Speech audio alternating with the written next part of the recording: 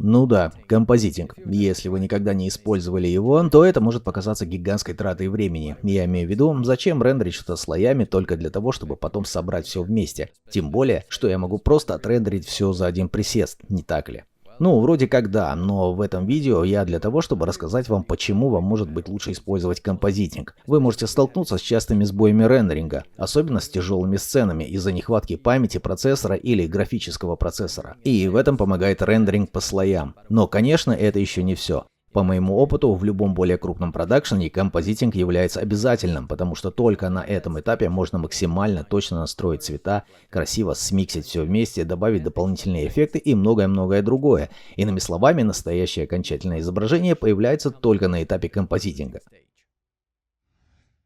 Прежде чем мы начнем, позвольте мне сделать небольшую поправку. Лично я предпочитаю немного видоизменить пользовательский интерфейс Blender, касающийся именно вот этого меню. Для этого я обычно кликаю правой кнопкой мыши вот здесь и выбираю Flip to Bottom. И да, это может немного отличаться от того, к чему привыкли вы. Кроме того, перед тем, как мы приступим, не забудьте активировать Node Wrangler. Сделать это можно здесь, в Preferences, Add-ons и вот он Node Wrangler.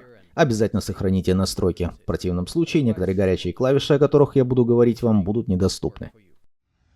Итак, в качестве примера у меня есть пустынная среда. Я уверен, что вы узнали эту сцену. Она из моего курса Master 3D Environments in Blender, где вы можете пошагово узнать, как это сделать. И что самое интересное, эта сцена, да, она сделана полностью из плоскостей и с этой главной плоскостью пустыни в качестве основы для нашего ландшафта. Конечно, когда я переключаюсь на Rendered View, он смещается, потому что использует модификатор Adaptive Subdivision с комбинацией текстур в шейдер-эдиторе. Далее, чтобы расширить сцену, не добавляя излишней нагрузки на производительность, у нас есть эти 2D плоскости, расположенные так далеко позади, что мы даже не осознаем, что они 2D. Посередине плоская пустыня, то есть отрендеренная и нанесенная на плоскость, а на заднем плане туманные горы и небо. Да, это тоже 2D. В ходе курса вы узнаете, как сделать все это, а также как добавить и настроить систему частиц с элементами пыли, какое-то освещение HDRI, атмосферные слои, растения и многое другое. Но, к сожалению, не в этом видео. В этом видео, как я уже сказал, речь пойдет о компоновке сцены для достижения более лучших результатов, чем мы видим здесь. И рендеринг — это первый шаг к возможности объединить ваши слои. Кстати, этот рабочий процесс применим практически ко всем сценам из курса Environments, только в некоторых мы более детально углубляемся, используя более продвинутые сети композитинга. Тем не менее, методы остаются неизменными во всем. Прежде чем я начну рассказывать, что такое слои рендеринга, давайте позаботимся об организации наших коллекций здесь. На всех уроках мы делили элементы на эти группы, чтобы сделать сцену более аккуратной. И, кстати, вы можете просто загрузить этот blend файл из раздела ресурсов CG Boost. Информацию о местонахождении файла вы можете видеть на экране. Итак, у нас есть слой пустыни, это 2D плоскость, атмосфера, пыль, горы, небо и многое другое. Но мы создавали эти коллекции не только для того, чтобы сделать наш аутлайнер более организованным. Это действительно поможет нам с нашей задачей рендеринга и наложения слоев. Но теперь подумайте о том, как скомпоновать все наши сцены. Это большая часть процесса компоновки. И давайте сделаем нашу композицию довольно простой для этого урока. Мы будем основывать ее на фактическом расстоянии от камеры. Итак, у нас есть весь этот элемент переднего плана, состоящий из пустынных дюн, как трехмерных, так и двухмерных, а также пыли и каких-то частиц травы. Это будет наш первый слой переднего плана. Далее у нас есть эти горы на заднем плане, так что это будет наш второй слой.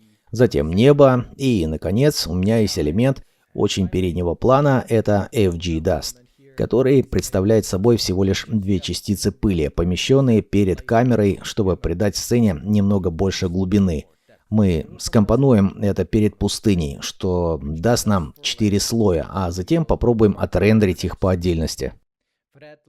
Для начала позвольте мне проверить эти коллекции, и чтобы все было проще, необходимый материал всегда лучше держать в одном слое рендеринга одной и той же коллекции. Итак, у нас есть эти горы, окей, затем коллекция Sky и коллекция FG Dust, в точности то, что нам нужно. И далее у нас идет весь остальной беспорядок, поэтому давайте мы создадим новую коллекцию, кликнув здесь правой кнопкой мыши, выберем новая коллекция, а затем дважды щелкнув по ней, переименуйте ее в Base.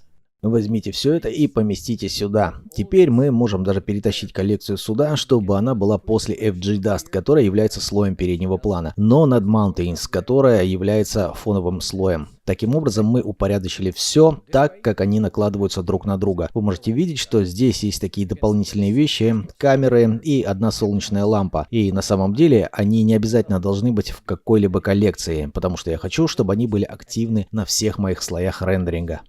Круто. Давайте попробуем спрятать эти три и оставить только FG Dust. Видна только пыль переднего плана, и если я покажу пустыню и скрою все остальное, будет виден только слой Base. И так далее. Пока все хорошо, но мы не хотим постоянно вручную активировать и деактивировать различные коллекции для рендеринга различных слоев сцены. Мы хотим сохранить 4 различных настройки, в которых Blender будет хранить видимость этих коллекций для всех 4 слоев, которые мы хотим визуализировать. Это FG Dust, Desert, Mountains и Sky. Что ж, для этого и нужны слои рендера. Найти это можно здесь, в поле с подписью Render Layer. Так как у нас активен базовый слой, давайте переименуем его, чтобы он имел то же имя, что и коллекция, которую мы будем визуализировать. Просто Base. Теперь жмем Ctrl и выберите эти 3 коллекции, которые мы не хотим отображать на этом слое рендеринга. Затем клик правой кнопкой мыши, находим меню View Layer и в нем Disable from View Layer. Да, на этом этапе вы можете быть немного сбиты с толку, потому что обозначение здесь гласит Render Layer, а мы используем меню View Layer. Ну да, это не моя вина, эти слои, которые мы создаем, называются View Layers. В основном они хранят наборы активированных коллекций в вашем окне просмотра, но они также функционируют как Render Layers, сохраняя, какие коллекции должны отображаться на определенном слое просмотра. Окей, спасибо, Blender. Немного терпения, скоро все станет ясно. Окей. Вот это меню, и как видите, есть горячая клавиша, это клавиша И, чтобы отключить выбранные коллекции из View Layer. Давайте попробуем, вернемся в Outliner, нажмите И смотрите, эти маленькие шашки были деактивированы, и коллекции исчезли с рендера, чего мы и добивались. Теперь давайте просто продублируем это при помощи настройки копирования. Она по сути просто берет всю информацию о том, какие коллекции активированы, а какие деактивированы, и копирует ее на новый слой рендеринга. New активирует все ваши коллекции, а Blank их все деактивирует. Назовите это FG Dust, потому что это коллекция, которая должна быть активна для этого слоя рендеринга, и на этот раз нам не нужен базовый слой. Поэтому выберите его и нажмите И, чтобы отключить его. Затем выберите коллекцию FG Dust и нажмите Alt-I, чтобы вернуть ее. Готово. Теперь этот View Layer отображает только пыль на переднем плане. Теперь повторите процесс для гор. Скопируйте настройки, переименуйте слой просмотра, нажмите И на FG Dust и Alt-I на горах. И, наконец, коллекция Sky. Скопируйте настройки, назовите это Sky и... А знаете что? Вам не нужно нажимать и Alt-I. Конечно, вы всегда можете использовать эти шашки. Таким образом, мы просто снимаем галочку здесь и отмечаем коллекцию Sky. Я просто хотел, чтобы вы знали сочетание клавиш. Теперь, когда вы переключаетесь между ними, слои, которые мы установили, активируются. И это действительно отличный способ разделить ваши смешанные сцены для рендеринга только отдельных коллекций и сохранения этих настроек на будущее. Небольшое примечание. Здесь также скрыты эти предопределения рендеринга. И среди них есть такая очень полезная опция, как этот режим Hold Out, который по сути пробивает дыру в вашей композиции, где бы ни находились объекты в этой конкретной коллекции. Или есть режим Indirect, который скроет объекты, но сделает их видимыми в отражениях, переломлениях, глянцевых проходах и, в общем, во всех других эффектах непрямого света. Мы будем часто использовать это в курсе, особенно для отражения на воде. Теперь мы можем сделать быстрый рендеринг с помощью F12, чтобы отобразить только один кадр. Видите? Я сделал этот рендеринг только на 25% от общего разрешения, и также стоит упомянуть, что так как у меня есть прозрачные слои, я отметил эту галочку Transparency здесь на вкладке Film в свойствах рендеринга. И он проходит через все 4 слоя просмотра или на этом этапе слои рендеринга. И теперь вы можете видеть их, хранящиеся здесь отдельно. А если вам нужно всего лишь одно визуализированное изображение, вы можете просто нажать «Сохранить как» на всех этих 4 слоях и сохранить его на свой диск. Переключитесь на другой проход, сохраните его и сделайте это для всех 4 слоев, а затем просто перейдите к композитингу. Тем не менее, мы сделали последовательность кадров для своих шотов. Если я не хочу работать с профессиональными форматами EXR или DPX с большой глубиной данных, я просто обычно выбираю формат PNG, иногда с 16 битами цветов, и визуализирую последовательности изображений. Но, Мартин, почему последовательности изображений, а не видео, спросите вы? Ну, я вам отвечу, на самом деле две причины. Во-первых, большинство видеоформатов включает в себя форму сжатия, поэтому они теряют качество, чтобы иметь возможность воспроизводить видео плавно, чего мы не хотим. Мы хотим сохранить качество каждого кадра. Во-вторых, в большинстве видеоформатов нет возможности включать альфа-канал, который на самом деле нам нужен для композитинга. К счастью, формат PNG позволяет нам хранить все эти данные с небольшой потерей качества. Окей, теперь давайте укажем, куда помещать последовательности. Создадим базовую папку и дадим ей имя Base. И я использую здесь подчеркивание, потому что последовательности изображений визуализируются как отдельное изображение с нумерацией в конце, указывающее номер кадра. И я считаю, что лучше разделить это число знаком подчеркивания. Круто. Так что логично, что теперь мы хотим визуализировать все наши слои рендера одновременно на нашем диске, просто выбрав в меню Render Animation или клавишами Ctrl F12. Итак, посмотрим, что будет, если я визуализирую несколько кадров.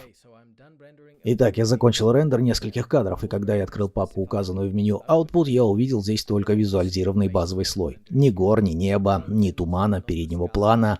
Итак, как это решить? Что ж, воспользуемся для этого окном «Композитор». Если у вас в окне ничего не появляется, просто убедитесь, что вы отметили опцию Use Nodes, и только тогда рабочий процесс с нодами будет активирован. Теперь вы даже можете развернуть окно, нажав Ctrl-пробел, чтобы увидеть его лучше. То, что вы видите здесь, это нода отрендеренного слоя, подключенная к ноде компоновки. И если вы его не видите, просто зажмите Shift-A, найдите и добавьте его сюда, из этого меню, как если бы вы делали это в редакторе шейдеров. В основном происходит вот что. Фрейм рендерится, сохраняется здесь. Эти соединительные линии берут первый рендеринг-слой, отсортированный в алфавитном порядке, и направляют его в сокет составного изображения, который затем сохраняется как наш финальный фрейм. Но, как видите, здесь еще есть прочие слои, и они не сохраняются. И что мы можем сделать? Так это трижды продублировать узел Render Layer и в каждом из них установить еще один проход FG Dust, Mountains, Sky. А теперь давайте просто укажем, где эти слои должны храниться на нашем диске. Итак, нажмите Shift-A, добавьте 3 ноды File Output и соедините их вот так. Итак, теперь что это нам дает? Каждый из этих сокетов изображения будет запущен в команду вывода файла, которая затем сохранит это изображение в папке, которую мы укажем здесь. После этого мне нужно будет зайти сюда и создать эти конкретные папки. Итак, одну для FGDust, и вы можете удалить что угодно отсюда и нажать Accept. Еще одну для гор. Удалим это. И для неба. И это тоже удалите. Accept и готово. Теперь нажмите Render Animation, и теперь, если мы заглянем в папки, да, теперь они тоже отображаются. Очень хорошо. Единственная проблема, которая у меня осталась, это все, что у нас есть. FG Dust, Mountains, Sky, называется Image 001, Image 002, и если все наши дополнительные визуализированные слои будут называться Image, то получится большая путаница. Итак, давайте посмотрим на ноду File Output, нажмите N, чтобы открыть боковую панель. Разверните свойства ноды и переименуем этого товарища вот здесь. То же самое для гор, mountains, нижнее подчеркивание, и, наконец, небо, sky, нижнее подчеркивание. И в таком виде, если мы нажмем Render Animation, все наши слои будут рендериться и сохраняться одновременно в раздельных папках. Я бы сказал, это довольно удобно.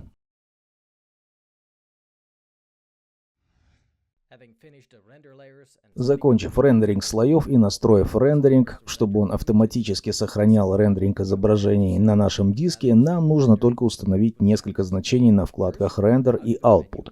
Во-первых, меню Output, где мы устанавливаем разрешение наших отрендеренных изображений. Как видите, здесь я установил кинематографический формат, который мне нравится использовать, 21:9. Как правило, с разрешением 2560 на 1080. Это дает сверхширокое кинематографическое изображение. Процент я поднял до 100. Можно даже до 150, чтобы получить разрешение 4К. Конечно, вы можете уменьшить разрешение, чтобы сэкономить ресурсы компьютера и даже изменить формат разрешения. Я указал здесь частоту кадров 30. Это частота, которую я выбрал для всех сцен в курсе. Помимо этого, в конечном кадре я указал всего 90 кадров, чтобы сделать 3-секундный шот. И output с местом, где сохранить базовый слой. И, конечно, формат, а именно PNG. Хорошо. Итак, теперь давайте перейдем на вкладку «Рендеринг», потому что именно там мы действительно можем повлиять на скорость рендеринга. Прежде всего, я использую для этого движок рендеринга Experimental Cycles. Я использую его для Adaptive Subdivision Displacement, с помощью которого мы создали пустыню в ходе курса, и я также использую здесь GPU Computing. Если вы не можете переключиться на графический процессор или он не активен для вас, вам необходимо проверить его в Preferences и переключиться на CUDA. Или, если ваша графическая карта позволяет это сделать, на Optics. Если при рендеринге вам не хватает памяти, это не означает, что вам автоматически нужно переключиться на CPU. Во-первых, убедитесь, что вы переключились на Shaded View, прежде чем нажимать на рендеринг, потому что превью рендера также требует некоторой памяти. Закройте все остальные приложения на базе графического процессора, например, какое-то программное обеспечение для работы с 3D, редактора изображений или Киберпанк. Особенно Киберпанк. Наконец, я иногда перезагружаю компьютер перед финальным рендером. Знаете, порой нужно сделать полный рестарт и немного отдохнуть после нескольких недель рендеринга. Не знаю, действительно ли это работает, но я все равно это делаю. В случае, если вы все перепробовали и памяти все равно маловато, переключитесь на рендеринг CPU вот здесь. Это обычно более надежно, но медленнее для такого рода задач. Далее, здесь я использую всего 256 сэмплов для рендеринга. На самом деле, мне не нужно было больше, потому что у меня большой опыт работы с Blender Denoising, поэтому я предпочел уменьшить шум в кадрах рендеринга, чем переборщить с сэмплами, которые сильно замедлили бы рендеринг. Я не использовал Denoising Optics, и это нормально. С шумоподавлением я буду работать позже, уже в композиторе. В LightPath я обнаружил, что значения по умолчанию немного завышены. На самом деле, мне не нужны были здесь слишком экстремальные значения. Всего 8 для полного отражения света, 2 для Diffuse, 4 для Glossy. И я бы на самом деле еще бы уменьшил то же самое с этим Transmission. И да, 0 для Volume. У нас все равно нет объема. Единственное, что я сделал, это поднял уровень прозрачности. Я указал 40, потому что у нас много прозрачных плоскостей в сцене, создающих пыль. И если бы у нас не было более высоких значений, было бы много темных фрагментов, где прозрачные частицы перекрывались бы. Остальное я оставил в основном как есть, кроме этого меню Subdivision. Я изменил некоторые значения здесь, чтобы сделать просчет сабдивов немного быстрее. Этот Off-Screen Scale гарантирует, что все, что находится за пределами диапазона камер, указанных здесь, не будет делиться так детально, как все, что находится в обзоре камеры. Обычно это очень помогает. И я также активировал Motion Blur, чтобы он присутствовал в моем рендере. Я поднял шаттер, чтобы его было больше, но значения по умолчанию 0.5 тоже подойдут. На вкладке Film не забудьте отметить здесь Transparency, чтобы получить отдельные проходы с прозрачным фоном. И еще, если вы используете Blender версии 2.9 и ниже, очень важный параметр здесь. Обязательно проверьте настройки предустановок ваших тайлов. Если вы установили рендеринг на GPU, лучше установить здесь более крупные плитки, например, 256 на 512. Если рендерите CPU, то 64 на 64 пикселя будет достаточно. А если вы используете новый Blender 3.0, вы можете смело игнорировать эту опцию, потому что теперь она рассчитывается автоматически. После этого я просто нажал Render Animation и, наконец, заснул. Ну, не совсем. Давайте отрендерим здесь один кадр. Только ускорим видео и посмотрим, как оно выглядит. Красиво, но шумно. Итак, пришло время вернуться в окно Compositing и посмотреть, что мы сможем здесь сделать. Во-первых, нам нужно активировать опцию, которая позволит нам уменьшить шум на финальном изображении. Она называется Denoising Data, и найти ее можно здесь, в меню Passes. Установим здесь флажок и давайте повторно отрендерим изображение. Когда вы это сделаете, вы заметите, что в композитор появилось несколько новых выходных сокетов вашей ноды Render Layer. Изображение Denoise, Normal и Albedo. Не вдаваясь в подробности, как это работает, все, что нам нужно сделать сейчас, это использовать ноду Denoise. Итак, Shift-A, ищем ноду и добавляем сюда. Теперь подключите полученное изображение сюда. Затем Denoise Normal и Albedo сюда. С помощью F11 активируйте окно Render Output и посмотрите, как выглядит скомпонованное изображение. И для сравнения, давайте переключимся на исходное. Базовое изображение с шумом. С шумом. Без шума. С шумом. Без шума. Результат получился немного размытым, но вполне приемлемым для моего финального шота. Потому что, помните, даже снимки с вашей цифровой камеры всегда немного размытые и несовершенные. Так что идеально четкое и резкое изображение не лучшее решение. И пока вы это делаете, вы также можете посматривать различные слои просмотра и активировать Denoising Data для остальных. А затем подключите его так же, как и до этого. Итак, нода Denoise между File Output и Render Layers, а затем Image, Albedo и Normal в ноду Denoise. Но здесь я наконец нажал Render Animation и подождал, пока все мои слои не отрендерятся. А дальше мы наконец-то перейдем к композитингу. Замечательно. Когда все это визуализировано, мы можем взять последовательности изображений и объединить их в композитор, например, композитор Blender. Как вы можете видеть, я создал новый проект и создал здесь немного другую настройку для этого этапа композитинга. Перетаскивая окна за углы, я переставлял окна, и у меня теперь есть это большое окно с моим композитором, а под ним окно временной шкалы, поскольку мы собираемся работать с клипами, с секвенциями изображений, чтобы можно было их перетаскивать. А теперь давайте объединим нашу секвенцию. Если вам в новинку это окно Compositor, знайте одно. Оно работает практически так же, как и Shader Editor. Вы можете добавлять элементы с помощью Shift-A и при помощи поиска добавить свою первую ноду под названием Image. Поместите ее сюда и откройте. Найдите кадры с вашей базовой пустыни и загрузите их. Теперь здесь в опциях у вас должен быть установлен флажок Detect Sequence. Нажмите A, чтобы выбрать все ваши изображения в папке, и они автоматически подгрузятся как видеоряд. Итак, здесь последовательность изображений, количество кадров и смещение, потому что мы начинаем нумерацию с нуля. Кроме того, включен Auto Refresh и значение RGB здесь в порядке. Все хорошо. Но мы этого не видим. Для этого давайте поместим результат композитинга прямо в это окно композитинга. Сначала подключите это сюда и избавьтесь от окна Render Layers. Затем создайте еще один узел под названием Viewer, который позволит нам предварительно просмотреть скомпонованное изображение на заднем плане нашего окна здесь. Для этого нажмите N, чтобы открыть Shelf, и поскольку у нас есть вывод View, теперь мы можем активировать предварительный просмотр в этом меню, отметить Backdrop и вуаля, наш слой в окне. Вы все так же можете перемещать ноды с помощью средней кнопки мыши и увеличивать масштаб, а фон будет оставаться на месте. Сейчас он слишком большой, поэтому я, наверное, вот здесь уменьшу масштаб и подниму его вот так. Окей, теперь займемся композитингом. Первонаперво мы смешаем все наши слои вместе. Поэтому, если вы хотите наложить различные визуализированные слои самым простым способом, как, например, вы смешиваете текстуры в редакторе шейдеров, мы можем смешивать секвенции изображений. Нода, которая это делает, называется Alpha Over. Поэтому давайте добавим ее, подвинем нашу пустыню. Да, и кстати, вы всегда можете здесь переименовать секвенцию и назвать ее Desert Base. Теперь продублируйте это, поместите сюда, и давайте теперь заменим это на, например, горы.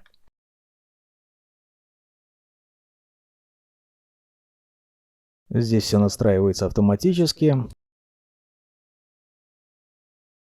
Так что мы можем перейти к подключению узлов, а затем к входным сокетам Image. Это настоящая боль соединять таким образом. Есть способ упростить это одной линией. Это Shift, правая кнопка мыши и перетаскивание, чтобы создать здесь узел перенаправления и перетащить соединение из него. Теперь мы всегда можем подключить сюда только одно соединение. Это сэкономит несколько кликов. Нет, это совершенно неправильно. Нам нужно переключить входы здесь и фактически переместить ноды, чтобы они пересекались своими линиями соединения. И это выглядит не очень хорошо. Что ж, во вьюпорте Blender всегда были проблемы с предварительным просмотром прозрачности, особенно когда вы создаете композицию на прозрачном фоне, что мы и делаем сейчас. Что помогает, так это использовать здесь эту галочку Convert Pre-Multiply. Опять же, не вдаваясь в подробности, потому что это будет темой для целого отдельного видео. Он просто берет наш альфа-канал изображения, а затем умножает черный цвет на канал RGB, заставляя прозрачность работать должным образом. И да, так намного лучше. Теперь, конечно, мы хотим лучше рассмотреть фон.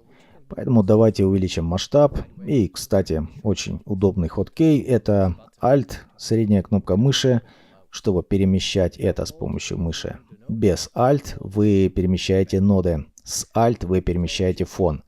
Круто. Итак, Shift-D, загрузим секвенцию облаков и переименуйте это.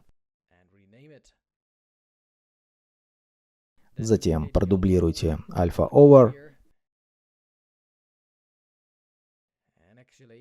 Поместим это сюда и фактически снова переподключим соединение. И, наконец, добавим наш слой пыли.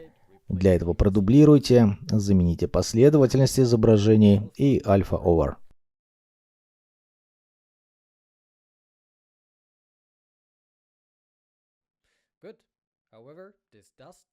Окей.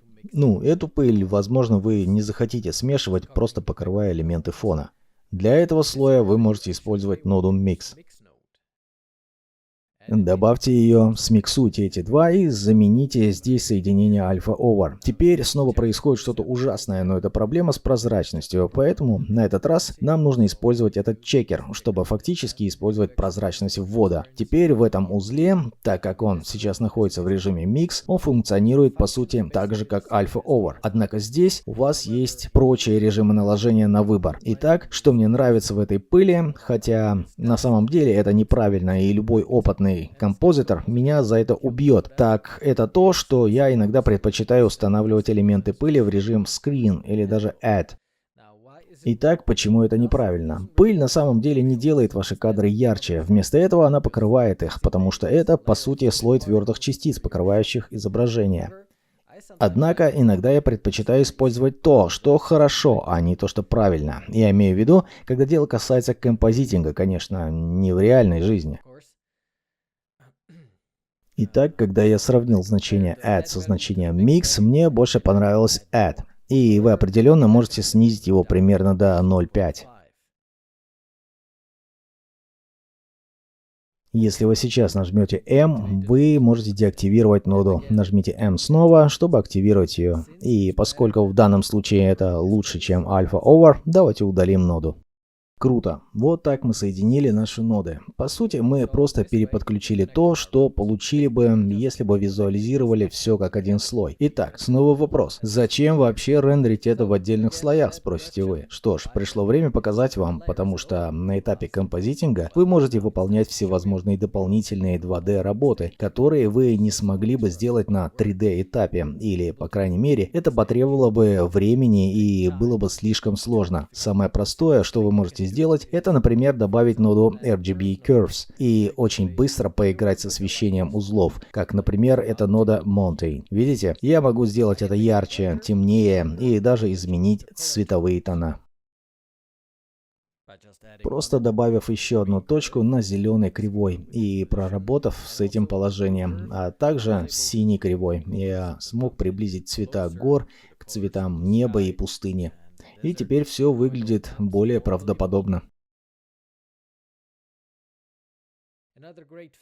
Еще одна замечательная вещь, даже после этапа рендеринга, я могу, например, поиграть с позиционированием. Я добавлю узел Transform, и теперь я могу перемещать горы вверх или вниз на изображении, масштабировать их или даже вращать. Это особенно хорошо для некоторых 2D элементов, которые вы хотите добавить в свои композиции. Теперь видите, почему этот этап может быть полезен. Смотря на это, я думаю, что мы можем поднять эту кривую, чтобы в конце концов сделать горы ярче. Как и в редакторе шейдеров, теперь вы можете выбрать свои ноды и, нажав Ctrl-J, взять их в рамку. Теперь вы можете перемещать всю рамку, а также, если вам не нравится ее внешний вид, вы можете перейти в Shelf и присвоить этому объекту лейбл. Так что давайте назовем его, например, Base.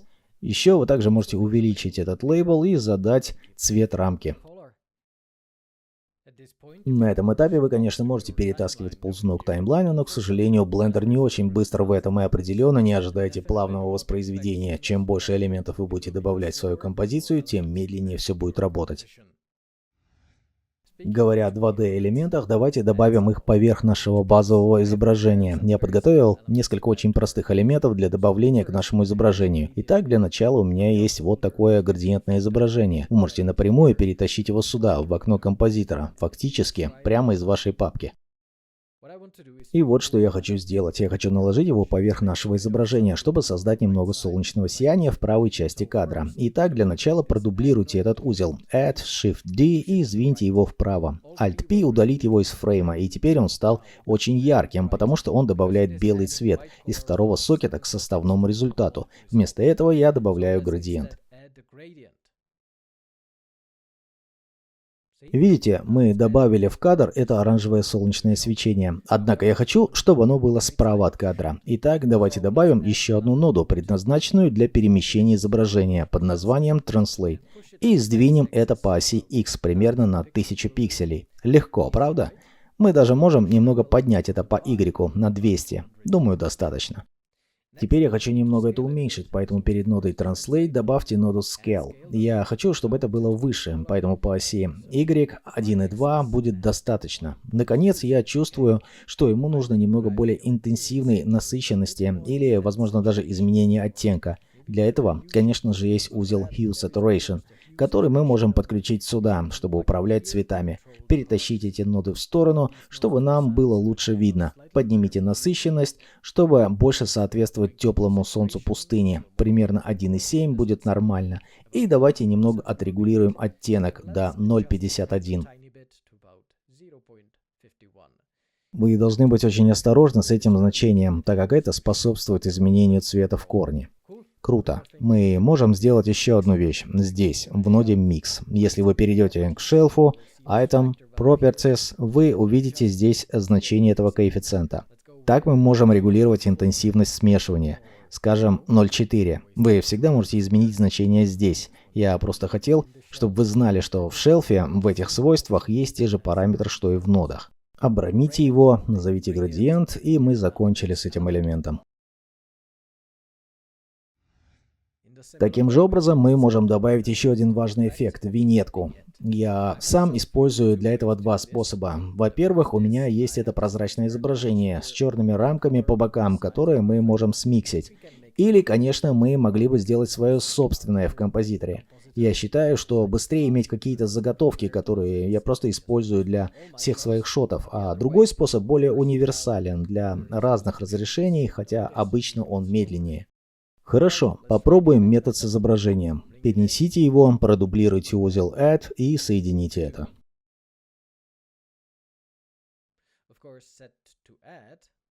Конечно, при установке Add на черном ничего не произойдет, однако установка Overlay — это совсем другая история, не так ли? Вы можете снизить коэффициент смешивания до 0,2 или 0,3. Приблизительно.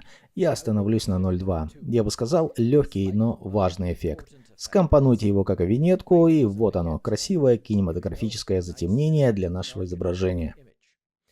Второй способ изготовления виньетки ручной, с несколькими нодами. Одно небольшое примечание, чтобы это сработало. Вам нужно будет скопировать те же настройки разрешения, что и у вашего видеоряда, включая этот процент здесь. Поэтому установите здесь 2560 и 100%. Теперь давайте добавим ноду Ellipse Mask и подключим ее сюда. Она создаст для нас этот эллипс с четкими краями, который мы теперь можем приспособить к нашей композиции. И измените размер эллипса, пока он почти не коснется угла.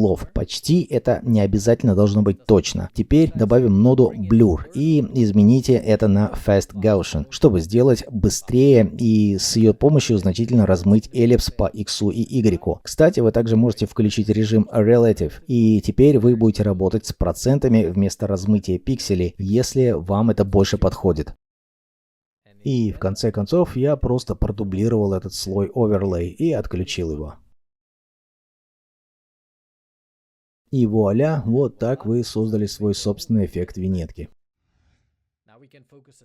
Теперь мы можем немного сфокусироваться на цвете. Давайте добавим Curves и давайте поиграем с этой кривой. Вы можете уменьшить блики зеленого оттенка и поднять красного, просто чтобы добавить немного красного оттенка.